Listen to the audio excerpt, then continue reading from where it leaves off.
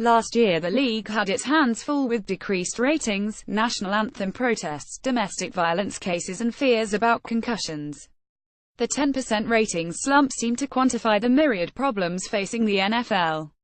Some people even wondered whether it was the beginning of the end for the powerhouse league. It was a shock for a league that has long been a juggernaut. But the speculation and doomsday projections turned out to be just that. The NFL is back on course. Eric Shanks, president and chief operating officer of Fox Sports, said that everybody bounced back after the election and during the postseason. And the NFL continues to win the battle for live viewers, even in the face of viewers' increased aversion to watching TV programming when it airs. NBC averaged more than 20 million viewers last year for its Sunday Night Football game. Still, what happened last year was a wake-up call. Despite its strength, the league faces challenges as the 2017 season kicks off.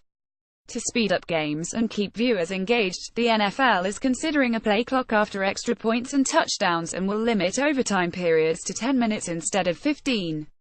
It's also trying to change how it structures commercials so there are fewer breaks in the action. Fox Sports will use 6-second commercials to shorten advertising breaks.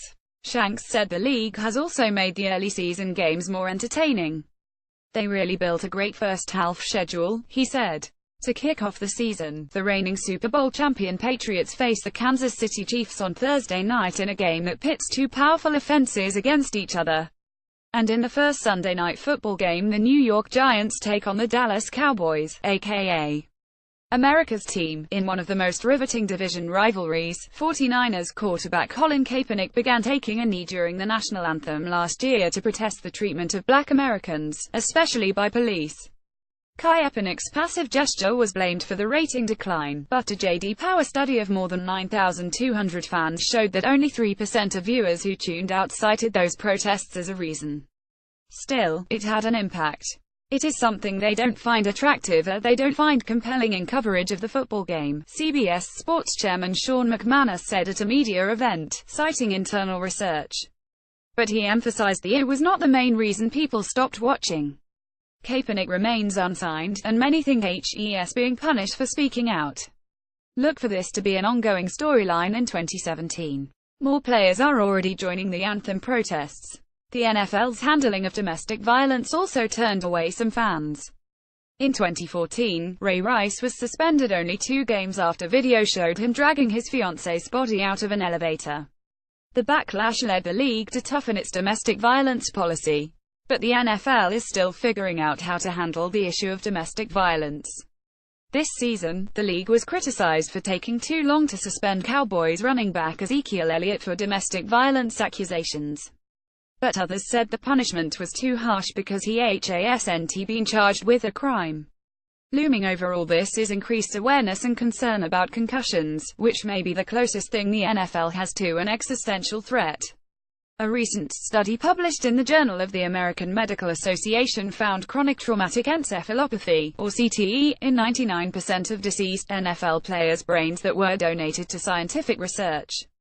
Last September, the NFL announced a $100 million concussion initiative aimed at making the game safer. The first $40 million of that was just made available in August.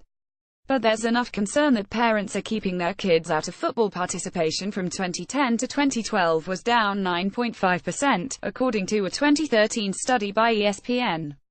Elizabeth Lindsay of the marketing agency Wasserman told CNN Money that charged issues like concussions, protests and domestic violence can't be overlooked, but the NFL is aware of them and trying to address them. But you have to allow them time to clean up their house, Wasserman said. These issues are getting discussed every day on Park Avenue. Lindsay said as long as the league doesn't ignore its problems, it will continue to attract fans and advertisers. If ratings keep falling, ad dollars will follow, but that hasn't happened yet. It's not like people are taking ad money out of the NFL and putting it in baking shows, she said. They're putting it in streaming deals and social.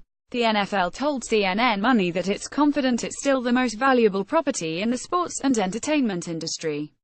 The NFL credited its success to its relentless focus on making the game both competitive and engaging for our fans.